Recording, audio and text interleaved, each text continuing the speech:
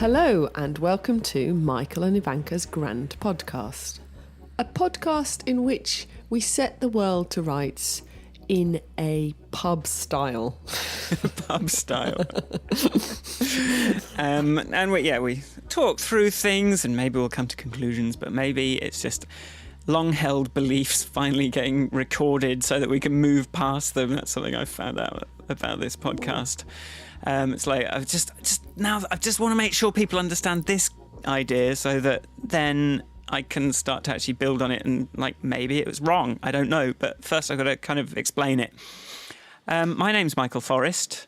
And I'm Ivanka Magic. And this week we are talking about inequality. Oh. Which we could have said equality, but I kind of feel like that makes me think of maths, whereas inequality makes me think of society. So, which I think is more what we're talking about, right? I thought we were doing equality, not inequality. But it makes sense because you have to fight inequality in order to get equality. So topics for me are things like inequality of status, circumstance, generally things that are not our fault. That's an interesting concept. You know, things like, you know, what colour you are and what gender you are, things that you just got born with or where you were born, those kind of sources of inequality. Opportunity. Inequality, which, that's... And there's words like, and then I did, in preparation for this, I Googled equality campaigning. My goodness, people can be unequal for so many different reasons. So it's hard to know where to start. I think I'm going to stick with things like racism, feminism, that kind of thing on my equality. Okay. And I guess like privilege is obviously a huge thing, and checking your privilege, and I think we're going to talk about sort of personal experiences as well, quite a lot, because I can't, obviously I'm a white British man who earns money, so I'm obviously just not really in a position to talk very much about the struggles of various underprivileged people, but maybe that's the most important person to talk about it, to be thinking about it. I don't know.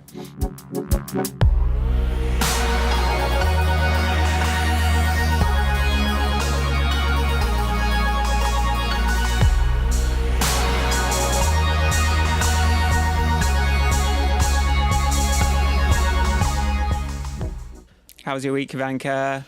I think I'm not sleeping very well. I think because it's very light and the seagulls are very confused about when they're supposed to be quiet. I was in Birmingham and there was a lot of seagulls outside my window, which seemed strange. That does seem strange. Did they fly along the river or something? A canal? I don't know. Well, there is the big canal, but maybe they don't always need to be by the sea. I don't know. Well, not now that they eat rubbish. They can probably live anywhere.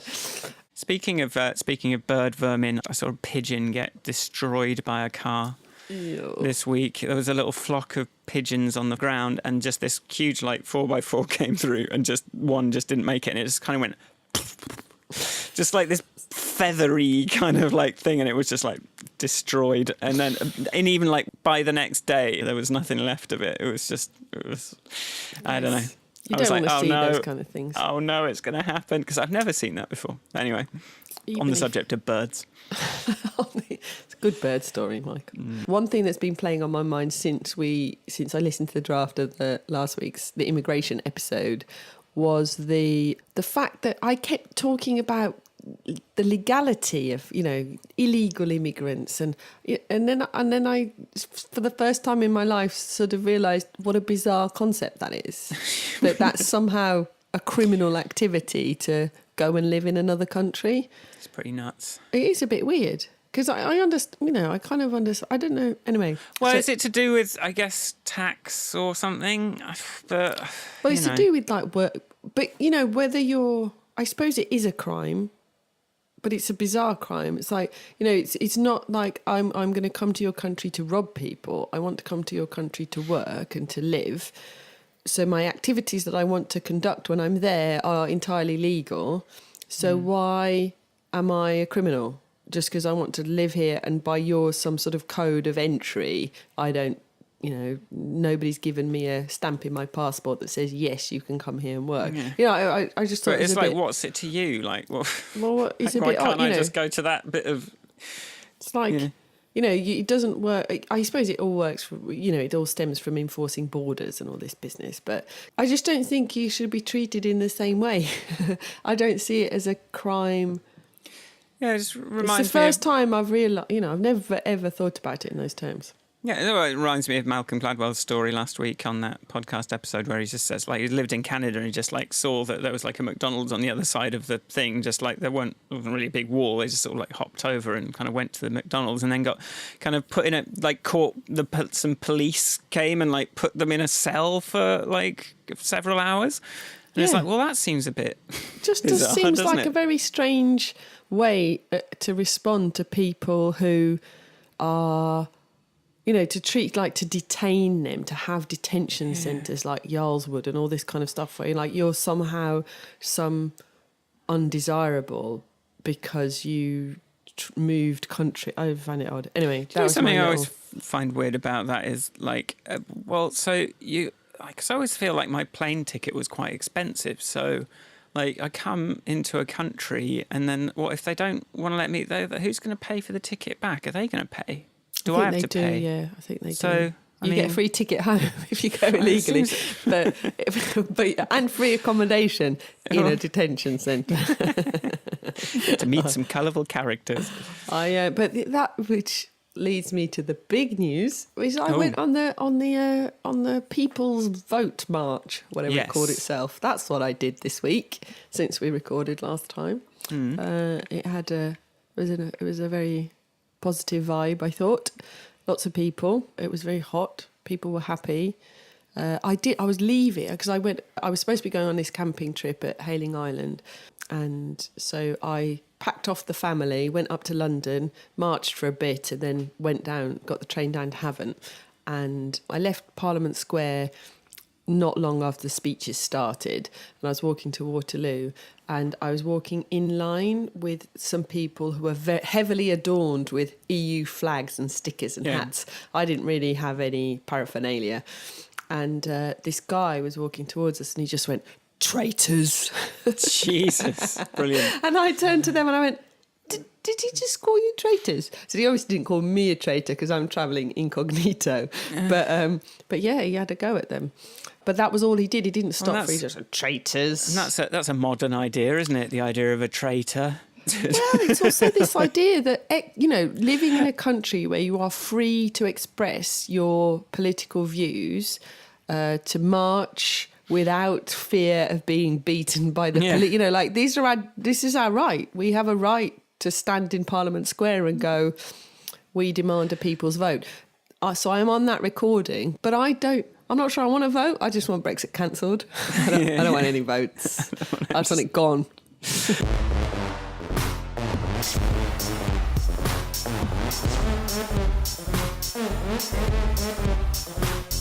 I've been always quite good at running like risk scenarios in my head, but since I've had a child, my risk scenarios have extended. So I was thinking, what if somebody does do something and I get hurt and or, what if something happens to me? Blah, blah, blah. And these were my thoughts in the background. And then you arrive in London and you realise that the Metropolitan Police put a lot of effort in to make sure these marches happen safely, and that you have the right to exercise this. It is a democratic right. And so for somebody to then accuse you of being a traitor when you're expressing your discontent to your government, I think is very peculiar.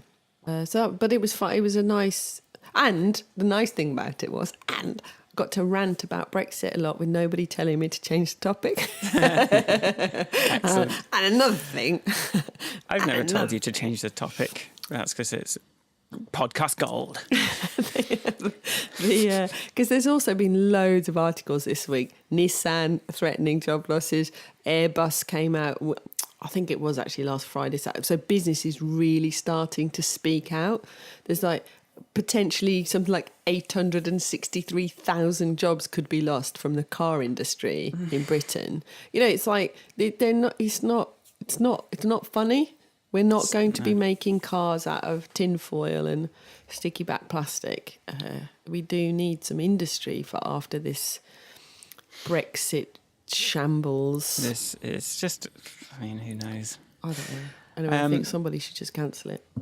Yeah, just need to tell the will cancel of the people to go. The people don't know what they're on about. Shut up. The people didn't think this through. Did you see on that note, Danny Dyer, or whatever his name is, calling David Cameron a twat? Oh, I did actually just now. Very good. Very good. That was very good. My favourite bit is when it sort of goes quiet at the end and he just goes, twat. I mean, what a twat. Really, Absolute twat. It's like scuttled off to Nice with his trotters up.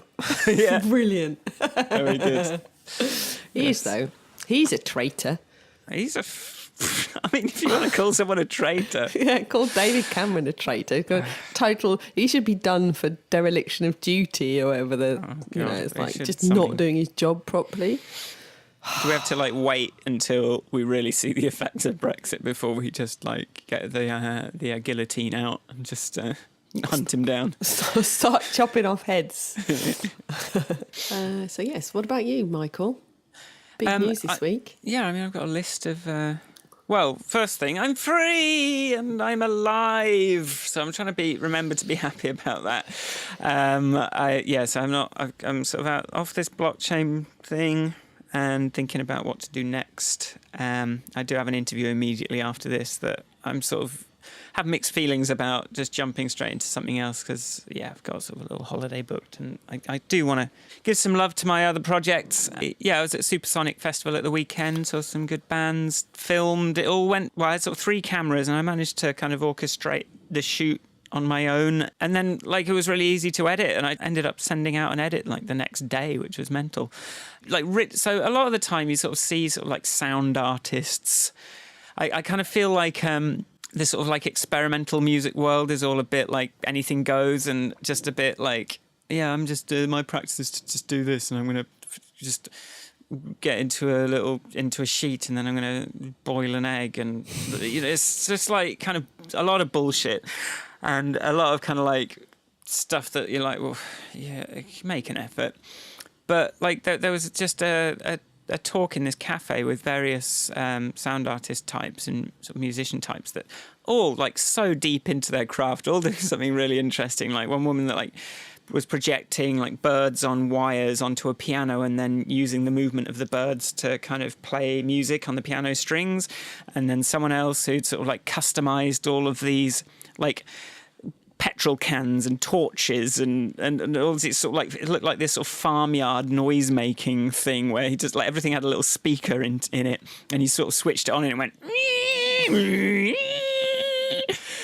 which initially was it presented it quite well, but then when he passed those out into the audience it was just great. It was just this crazy kind of sounds all around you and you're sort of seeing what you can do with your thing. So that was cool, and it's just nice to be sort of backstage at a festival as well. It was in this school, but it was nice to have my little artist band and to be able to go into the secret area. I quite enjoyed that. And then being on stage as well, it was quite a big audience. I was sort of should I be on stage or should I be in a little photographer pit? But they were no, come on. I was okay, well, cool. I guess I was sort of the third band member kind of thing with my 2 friends playing the things, and I'm sort of pointing this iPhone on a gimbal around at things. So that was good. I had an ethic. I want to kind of put this ethical question out to the world of something I did in the hotel. So because I brace yourselves. So I was staying in this Travelodge in Birmingham. I've got all this camera equipment with me, so I sort of don't really like cleaners coming in at all when I'm in that situation. I just sort of put the do not disturb sign out. This one was annoying because it was I want to lie in, I'm sleeping. I was no, I just don't want to be disturbed. So this is going to be on all day. But the morning I came out on the Saturday morning, my do not disturb sign had gone. And I'm well, I just don't want some cleaner kind of coming in going, oh, laptop, ooh, sort of being tempted. I'm sure it's fine, but it's just I just think I'd just rather no one knew that I had some sort of shit worth stealing. And then, so I was well, what do I do? And then I just sort of looked down the hall and I saw someone else had this do not disturb sign on. So I kind of walked down. It sounded like maybe there was a couple in there, but I just was like, I'm just going to take your do not disturb sign and stick it on my door. I thought I don't know what level of guilt I need to be feeling for this. Probably quite a lot, because, I mean, I'm like, well, maybe a cleaner kind of like knocks and they're like, ooh, or maybe they sort of get walked in on doing something, or I don't know, or maybe it's fine. Maybe I'm just like, no one cares, but I'm just like, should I have done that? What do you think? What's your take on that? I think there's worse crimes. Though, I'm just going through all the scenarios of why they would. It's like, I think best case, it's just funny. If you really want to feel guilty, you could think about them going through some sort of traumatic thing and not wanting to be disturbed. And that could make you feel really, really bad. But yeah, I don't know though. I mean, but then it wasn't exactly like a nice hotel. It wasn't exactly a honeymooning couple. It was this slightly grim travelodge with like I don't know. There was a slight hint of urine in the air as you were walking down the corridor. Like, it wasn't a nice hotel. Oh, so it's okay if it's not a nice hotel. Well, I don't know. It's just like, it's not like someone's booked the honeymoon suite and they don't want their kind of special occasion interrupted. But I don't know. They could just be, planning a heist. I think most cleaners knock, though. Yeah, exactly. They still knock, don't they? So you might be safe. And also, if they would put their do not disturb for the same reasons, I mean, we just don't know the knock-on effects of your action, and therefore it's very hard to pass judgment, because they then might have come out and taken someone else's do not disturb sign. Well, who knows what chain of events could have been triggered. Do you know what, Michael? Many things can now be attributed to you moving this. A butterfly flapped its wings in that moment. Well, let's see if any listeners have any perspective on that. It's the start of a book. Yeah, it could be. Good.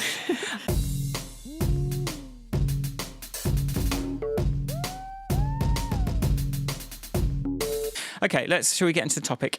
Yes, let's get into the topic of inequality. So, what do you reckon? Inequality is bad. Right, bye. Okay, is inequality inevitable? Wow, you're going in with a big question. I think inequality, to some extent, is inevitable, because we are not all the same. However, there are, I think, because this did come up at this meetup last night, because we were using the example of, in Brighton, if you use the bus app to buy a bus ticket, it is cheaper than if you buy a ticket by any other means. Yeah. Now, in order to have that cheaper bus ticket, you have to have a smartphone. Yeah. So, therefore, if you are below a certain level of income or poverty or whatever it is, you will then not be able to afford. Life is more expensive. If you can't afford a washing machine, it's more expensive to go to the laundrette. And one of the people that was participating sort of shrugged and went, yeah, but that's life. And I think that's which then sparked off quite an interesting conversation, because why shouldn't I, who can afford to pay full price for a bus ticket, pay more on the app for convenience, and then subsidise the people who can't afford? Well, it's underestimating the importance of feedback loops and the fact that the more money you have, the more money you can get, and then vice versa. The less money you have, the less you have. Yeah, and it sort of reminds me of the Ragged Trouser Philanthropists, which is this sort of nice book on kind of, I guess, like socialism type things, but just talks about how, when you just buy, you can only afford the cheap shoes, they wear out quicker, so you end up spending more on shoes, and it's just all like that, isn't it? Just the less you have, the less you continue to, it gets worse. So that's why the key to kind of solving a lot of inequality is that kind of affirmative action type thing, and whatever you want to call it. You do have to kind of like, it does mean you have to put something in to fix it. You can't just go, well, just there you go, we're not stopping you. Like, that's not enough once someone's kind of stuck in that rut. Because this guy was he was like, in any society, he said, obviously we want to all live in a diverse community, which will mean that there are people on the way up and people on the way down. This is his description. And, you know, that's inevitable in life. There will be people on the way up and the people on the way down. The way he saved himself from being lynched in a sort of, you know, a sort of very Brighton little meet-up was that he, I'm exaggerating slightly, but he talked about the fact that what you want is the bottom bar to be higher, or you want the difference to be not as big. So this idea of the, you know, 99% of the world's wealth owned by 1% of people, whatever the figure is now, it's like, that is a ridiculous gap that is, as we've discussed in other episodes. The delta is too large. It's too big. It's like we're on different planets or a different world, anyway, but on the equally at the bottom level, I want to live in a society where the people who have been less fortunate than me by virtue of birth or circumstance, I don't want them to be so low that my position in life is unsurmountable to them, you know, like that they can't be closer to me. I don't want people hungry. I don't want people not being able to pay their bills. I don't, you know, so I don't want people not to have access to healthcare. I don't want people dying 12 years earlier because they live in a different ward in Newcastle to someone, you know, that's, to me, that gap is too big. These are the bits of inequality that I think, do impact on my community and therefore my quality of life. So it's a selfish reasons.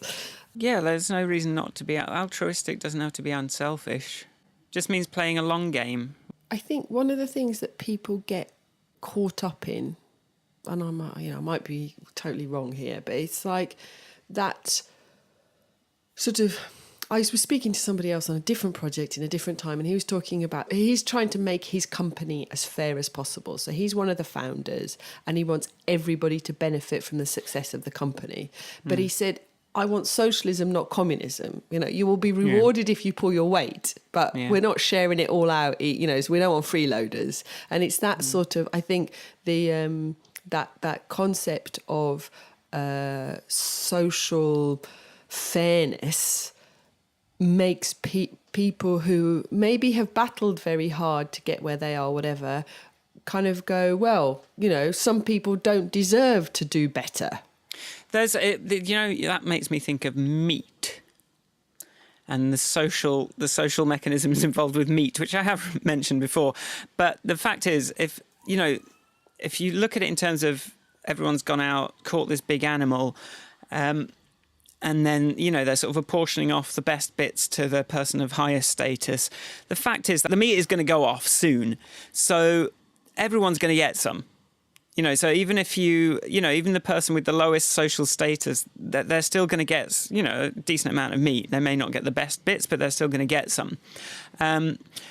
It changes when it's money, because you can just hold on to all of it indefinitely.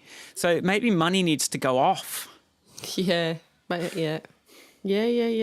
think that there's this whole thing about abundance at the moment that's affecting people's. There's this stockpiling thing, even in the way we eat, the way we do. You know, like we've got too much stuff and too much food in many ways. I think it's time for a new way. Definitely. You know, like a sharing economy, and not in a, you know, Uber cars sort of way, but in a more distributed way where at the lower level, like my local community thing, I can go on the notice board and go, has anyone got a ladder? And I will be able to find one from a stranger within my community. So that's sort of like, we don't all need a ladder. So I think this whole idea of stockpiling was fine when we didn't have the means of preserving food over winter. We didn't have the means of storage, blah, blah, blah. But now we do. There's no seasonal effect to your ability to eat, frankly, anything you want. No. In fact, that's got a whole different sort of negative impact. But we'll see how Brexit goes with that. Yeah. Well, we'll all be eating cauliflowers and kale. But that's nothing wrong with cauliflower steak.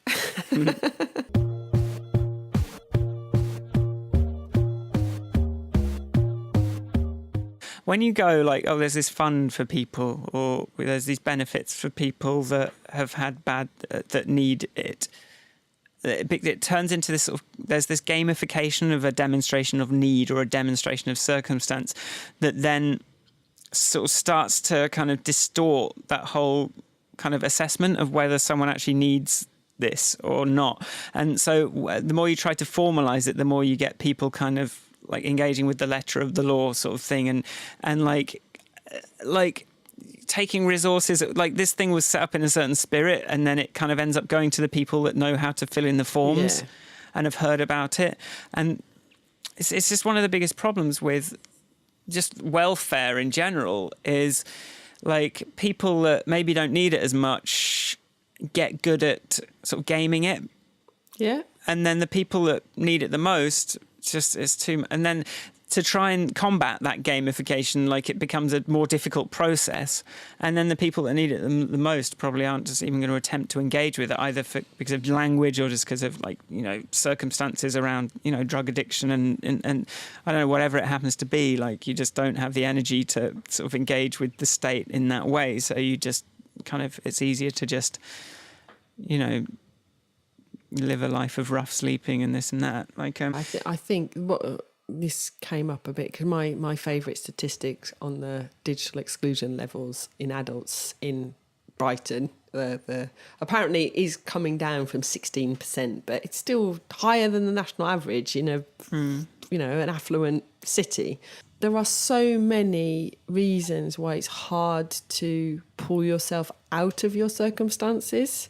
And, you know, like you say, if we make everything online and you're afraid of computers or you're afraid of your spelling or you're afraid of your, you know, these are big things. Like you can style out quite a lot verbally that you may not be able to do in writing on a computer. You might not understand the language of the interface, the form, all these sorts of things just stop you being able to ask for help, which is that, you know, I'm sure, I hope I have, but I don't think it can be repeated too often, this idea, this social care system that required you to have an email address in order to fill in a form saying, I need help.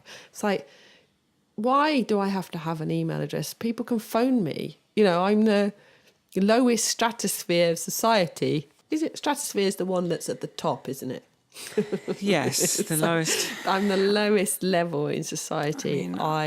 I just need to put my hand up in the most efficient way and go, that suits me. Hi, help me. And I shouldn't have to jump through hoops or get a bloody email address in order to do that. I mean, you say getting an email address, like that's a really complicated thing, but I guess I see your point. Like, but that's the point. Like this is. It's more like you're gonna maybe you'll miss it, or because you need to go. But I mean, I don't know anyone who's I don't know. Well, digitally excluded means either I can't afford a device, or I can't afford connectivity, or I'm afraid of this internet thing. It can also mean that I don't like it. I don't want to do it. It could mean it could mean literacy problems. It can mean lots of things. We should these make problems shouldn't exist. That's one question. That's one thing. Those problems should be addressed and should be fixed. There should not be digital exclusion at that level, or exclusion from society, let's call it. But you know how you had the mobile phone using people and the non-mobile phone using people. We need to that percentage should be as small as it can reasonably be. But it exists today, and today we need to accommodate it. My brain immediately goes to the sort of develop how complicated it gets to develop a system to support things. I think we have to kind of design a system in a way that makes sense, and then kind of think of the people that aren't maybe digitally literate need a human interface to that system. So it still requires an email address, but the person that's kind of looking at that email address is someone that's helping you. And there's no way around it. Like you can't go, oh, well, they've got a phone, they've got all this. There is a way around, because that's what... So this is the problem with social care. Every single person is different. Their needs are often extremely complex, and logic, kind of that breaking down the problem, it's many. So, for example, as a council, we are happy, I'm not the council, but as the receiving end of the data, I just want tidy data. And it helps me if the form's filled in online, because I know all the fields will have been filled in and I can read it, and I've got all the disparate bits of information that I need. I can then phone the person up, write to them, go to their house. I don't have to email them. If many people who are isolated maybe have an advocate, because that's just something you're entitled to, and many charities offer it. But then that person is probably filling in that form for loads of people. Yeah. And they are possibly a volunteer, and there are many reasons why, and there are privacy issues around them seeing the replies. So do you know, it's like it's not that. Well, I mean, I'd pick up on the privacy thing then. Like, how you can't make a system that's so bulletproof that at some point you don't have to, like, if someone can't engage with the technology, then you need to delegate that responsibility. You need like a human layer in there, and if you could get sort of all hung up on. And you can have a human layer if already it's a help to the people doing triage to know that they've got the person's phone number, because they get emails that kind of go, "Hi, I've got this patient and they're not very happy. I don't know what to do about it. I think there's a safeguarding. I'm not sure." And there's an essay from a GP, but actually what they need is, Ivanka, who lives at this address, is this old, and this is her phone number, and this is this, and then they can very quickly give them help. No, obviously. So it's that sort of difference. Like it's breaking down the person in need of help doesn't necessarily have to engage with the whole shebang. They just need to be able to be helped quickly. Yeah. I will. I know. I have absolutely no first-hand experience of any of this, so I'm sort of reacting as a technologist type person who doesn't want his system to be sort of made awkward. But I have worked like in local government. I have like seen this. If you're writing, you cannot just go, "Well, they all need to have an email address." Stubbornly. I mean, that's just you not can if you can then guarantee that people without an email address will have a person to help them or someone that can contact them some other way. Like, I just think drawing the boundaries of the system around that requirement is like you're never going to catch everyone if that's where you see the boundaries of the system, right? They're not people who can go and change. It was one of the problems I have that got somebody else. I was at a workshop. I struggle when government and public sector organisations call the people that use their systems customers, because that's been a word that's now come in to make us, treat them with more respect or some nonsense. Sure. Customers imply that you have a choice, which citizens do not. They have one government. They have a choice. Well, they try to make a choice sometimes, and it doesn't make children get locked up. There is one council, there is one social care system, there is one welfare state, there is one. Yeah. So you have to interact with it in whatever form. Now, that system can't sit there the other side using English that nobody understands, like Oxford Don declining entrance to a... unless there is a translator, right? So I'm just making a point about, like, a system is a system that you have to think about that system as also encompassing the people that help people with the system. Yeah. That's the only point I'm trying to make, and I totally agree with everything you're saying. Like, I agree that as the people designing, making the systems, you have to look at the full range, and just because everyone hasn't got an email address doesn't mean you shouldn't expect them to and help them get one and offer support. But it's just that thing of closing off the door because you haven't got an email address is not the solution to the problem. Yeah, so and if that's happening, then it's an outrage, obviously. So I'm just hoping, like, I'm maybe idealistically thinking, like, well, I'm assuming that someone will go, "Oh, you haven't got an email address? Okay, let's sort you out an email address. Come up with a solution to that. Yeah. Either make you one, or look, we'll make one here, and I'll ring you if that. Whatever it is, we can solve it. If it's not, it's the difference between getting the job's worth and the helpful person, I suppose. Yeah. But they are part of the system. It's not just the anyway. Yeah.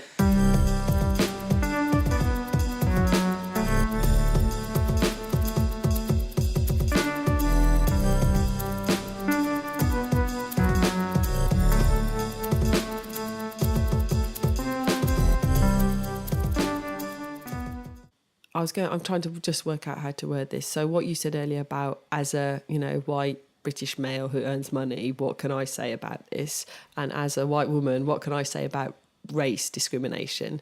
Or the thing that we have to do to help is at least recognise when we are discriminating or actively... Because I think people, like you say, if you're looking on a CV, you're trying to find somebody that mirrors your experience in some way. Oh, I You just reckon. like people that That are are like like you, you. don't you? It's how do you get out of that? So how do you make sure that you're... but at the same time, we've also spoken about the fact that actually teams that are really good are the ones where you got a mixture of people. Yeah. There need to be some commonalities, but they don't have to be replicants. And also you can be very wrong about it. Like, my last decision about which job I would take, I kind of ended up going with the person that I thought was like me, and then that turned out to be sort of very wrong.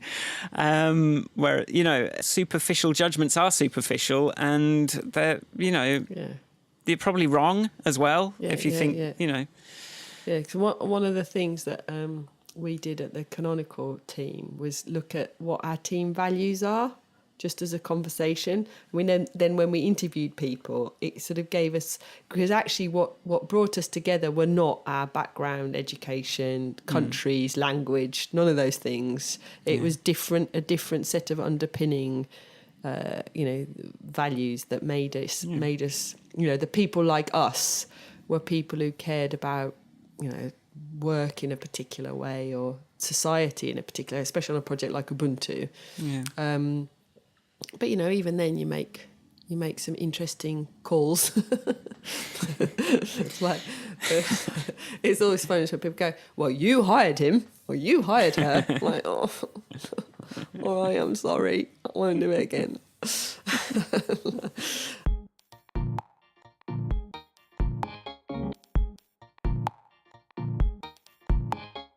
I had a conversation at my brother's wedding last year with my uncle who was talking about my father's experience. And when I think about it, he went to public school. He sort of grew up rich. Yeah, like my dad went to public school, grew up rich. My grandparents were always, my grandfather worked very hard, but they were doing well. So my dad really struggled to going from affluence to nothing, like not having money, and he didn't know how to not have money.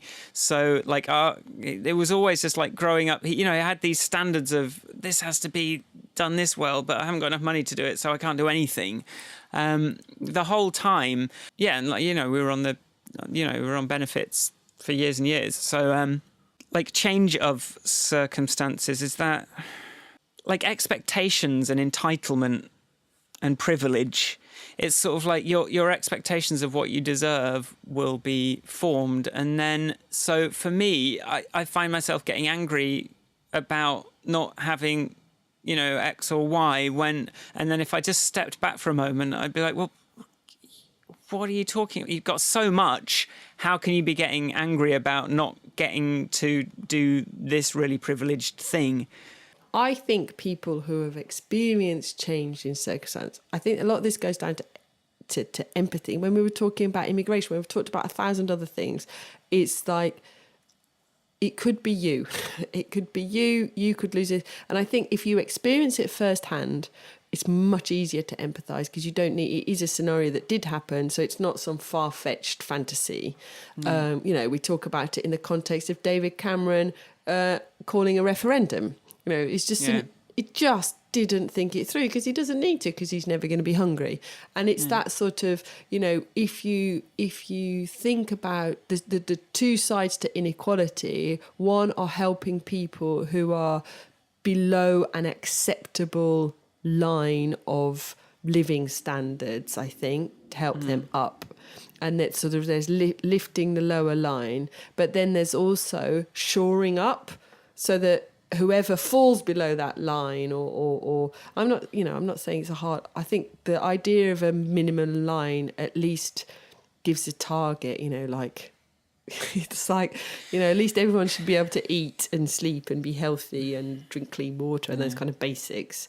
And then there's sort of like shoring things up with a welfare state. So if something happens to you and you fall down, that there's some way of being saved. And then there's people who want to and can aspire to be beyond that basic line, but their circumstances have put them on it, making sure that they're not restricted. I think your sense of inequality is a large part of that is your expectations. And obviously we've talked about this already a lot.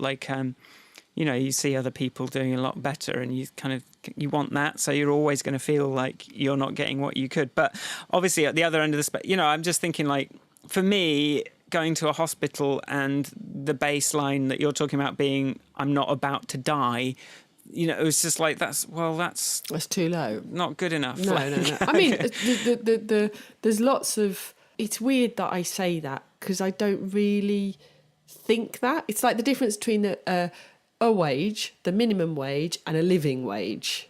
Yeah. You know, the living wage isn't particularly high, but a living wage sounds to me far more sensible target than a minimum wage. It's like minimum wage is the least I can get away with paying somebody for them to not die. And then living wage implies some quality of life beyond simply surviving. But then, you know, like, there are steps. You kind of have to get the minimum wage sorted, then the living wage, then going up.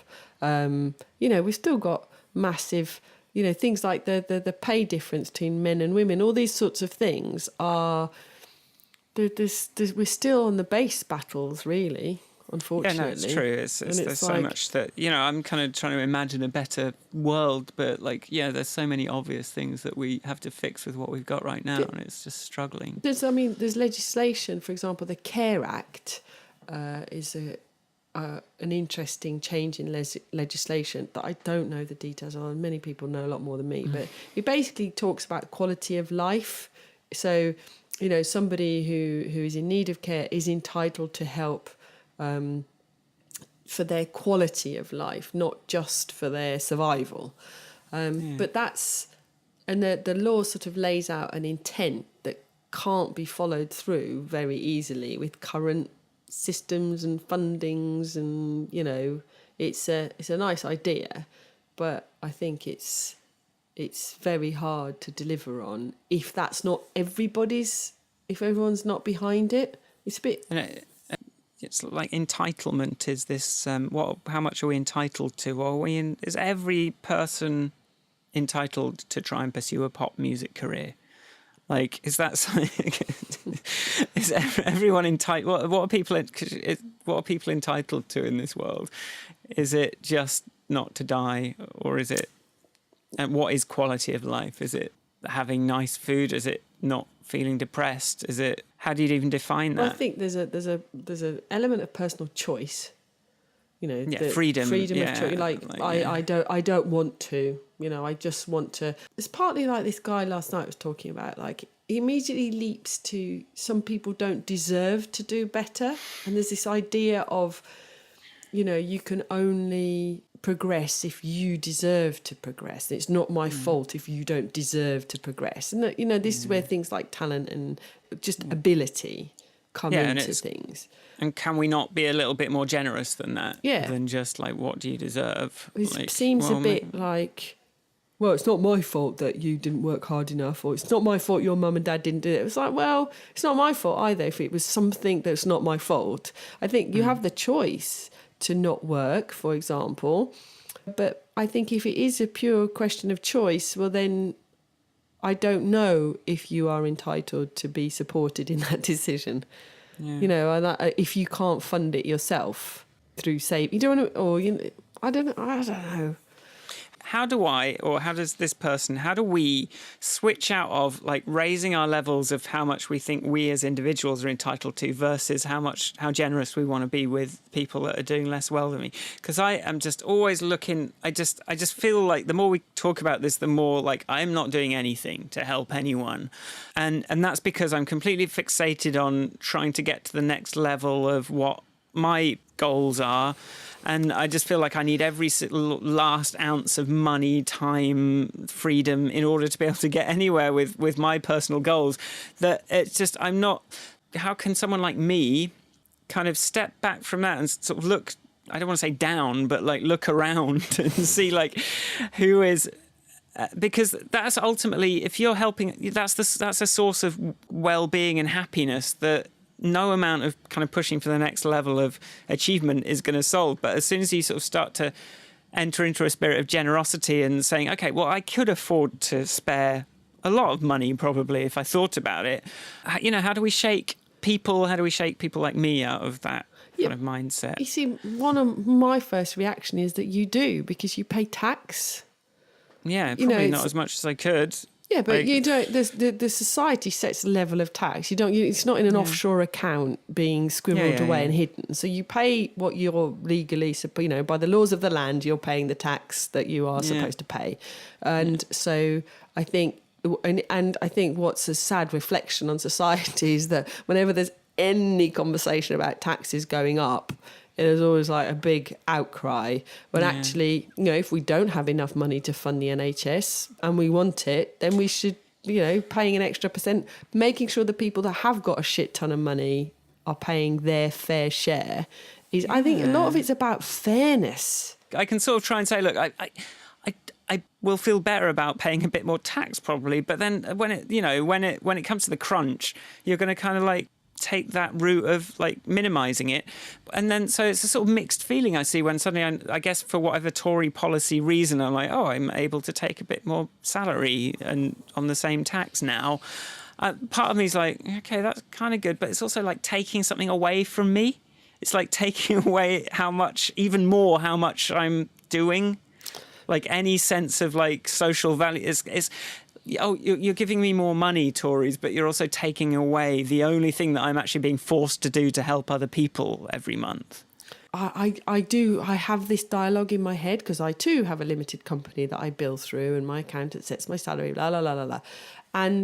But I also don't actively avoid. I don't find extra loopholes. I'm just doing the sort of the basic that you do. I pay my corporation tax. I pay my personal, it's like I pay my personal tax. There's no kind of like, where can I put my money offshore and send it and buy peanuts and bury them in the garden? It's like, it's not kind of, there's no active avoidance going on. I think I pay what I'm supposed to pay without any shirking of my responsibilities. I think, though, there's an element of sort of the more you have, there's this whole like big corporations avoiding tax, earning. I think I paid more corporation tax than Amazon did in the UK last year or something like, and I don't even work full time, so I don't earn a lot. It's like, it's just, they're so, okay, the accountants are doing their jobs. And you can't, in many ways, you can't blame them because that's what they're doing. What we should be doing as a government, as a country, is making sure that you can't pay, as a massive $1 billion corporation, pay less tax than somebody who's, And it comes, it's what you said last week, we can't fix that one country at a time. Like that needs to be something that everyone sort of agrees. So you get people kind of finding every loophole they can, and then, and now we've also got our philanthropic activities sort of offset. And so they're sort of giving money back still through a different avenue, but they just, because they think they know better. I think that's the ultimate inequality, is that you are so rich and powerful that you think you can choose what's going to fix society rather than what the democratically elected representation of the people who says, we want the NHS, we want a safe welfare state, we want these. But no, Amazon have chosen that they're going to, give some money to some charity. It's like, well, fuck you. How do you now step outside of democracy? But yet want me to, I don't avoid shopping at Amazon. I told you the story of that woman in the yoga class going, apologise for shopping at Amazon. End of the day, it's bloody convenient. And, it's like, it's just too easy not to. And yes, I buy local, but I use Amazon. But this is the thing that they shouldn't be allowed to do. You shouldn't be so rich that you can say, I'll walk on the roads, but I don't want to pay the taxes that are used to maintain the roads. No. Because you're not going to float above them. And if you get hit by a car, an NHS ambulance will take you to an NHS hospital and an NHS accident and emergency department. So, think about that when you... That's just, you can't opt out of that bit.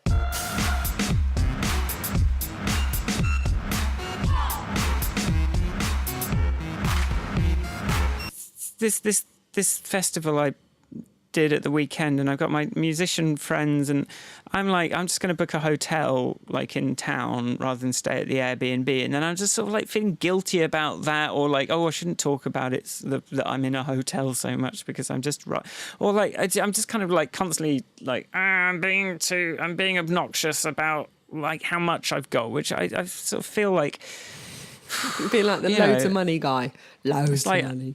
I'm sort of like obviously insecure about something if I have to keep talking about, or is it just like it's hard not to? I'm just like, this is what happened to it. It's like you talk to the man with the island about his problems, and you're just sort of like, oh, it must be a hard life. Yeah. But it's like that's just your life. So it's hard when you're kind of talking about these things. It's just like, well, this is what's happened to me. Like I had this weird thing with the hotel do not disturb sign. I'm sorry you don't have a hotel. Like like, but I think that's.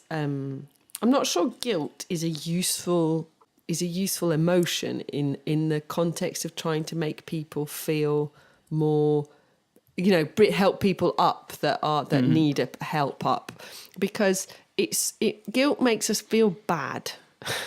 Yes. Feeling bad isn't really the best state to be in to be creative or generous or anything. It's just like it's like one of the things that because the guilty feminist is all about this, really, because they're always checking their privilege, reminding it as a white woman, but sometimes it's like, just we all get it, get on with it, and it's that balance of, okay, if I'm not self-aware enough to know that I'm privileged, then that's bad. But if I keep banging on about it, and it's irritating, and then it's like, and actually I just feel bad, and I think I get this as well. Like, I'm just off to my second house that I've got in Croatia for holiday. It's like, what an arsehole.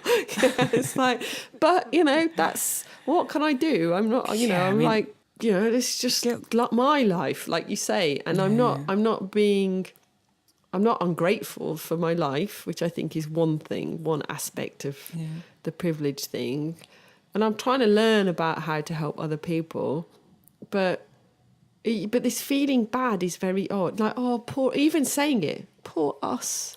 We're so successful that we feel bad when we talk to other people. What a pair of assholes we are. It's like... Yeah, like, so the other, I suppose, the positive emotion would be like generosity, like a feeling of generosity, but we've sort of covered the problematic, like that sort of feels like, I feel a bit dirty feeling generous as well, because I'm like, well, who the fuck am I? Like, who am I? Like, to be, but then it's got to be, well, it's sort of associated with smugness, isn't it? It's sort of like, look how much I'm giving. I can pay for this, don't worry about it. Yeah, look, I know you can't afford to come to dinner with me, but I'll buy your dinner, Yeah.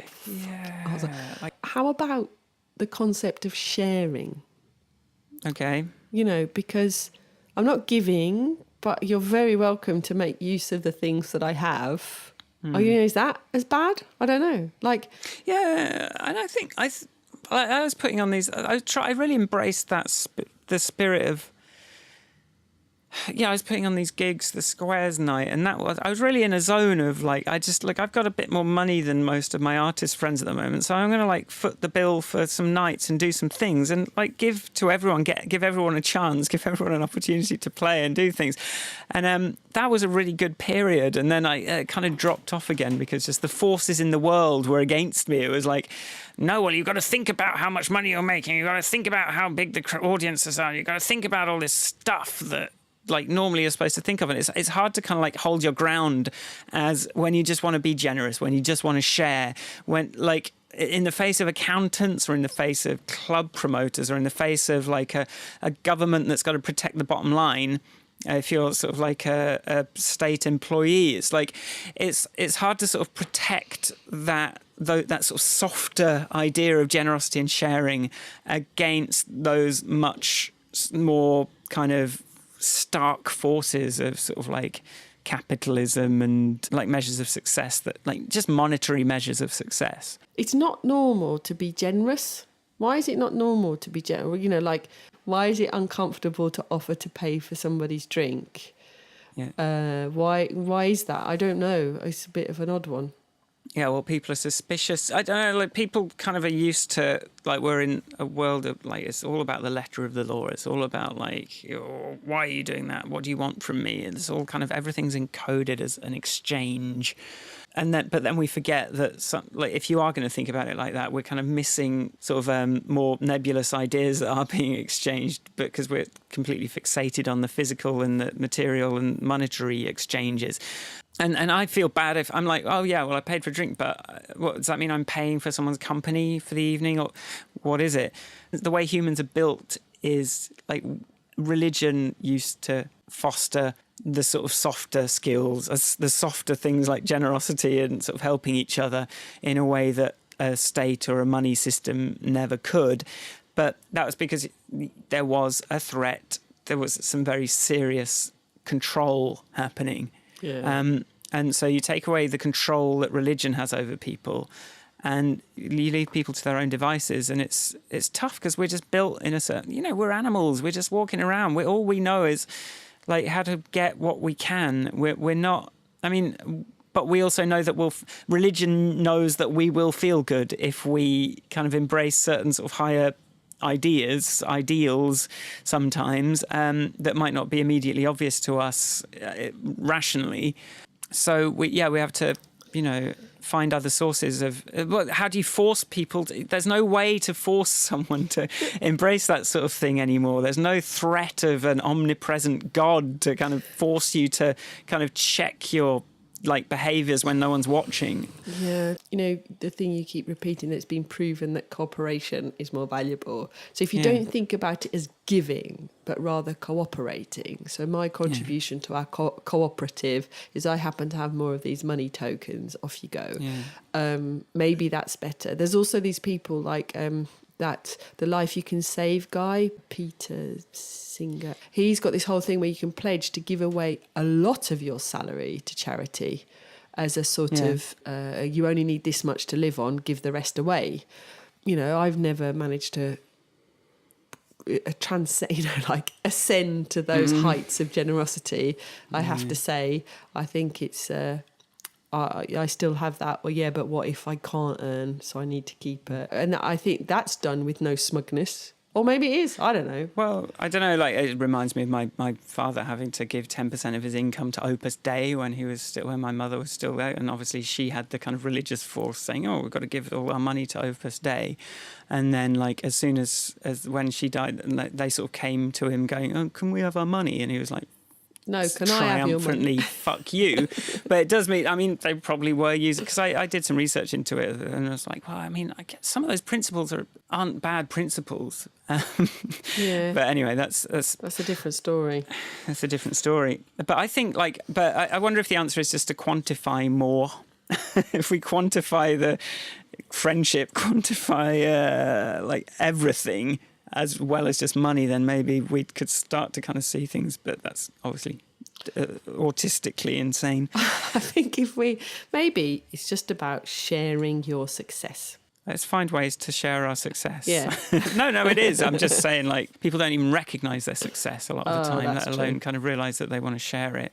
Okay. But yes, that's what we should be doing. Sharing we should be success. Recognising our success and then sharing it.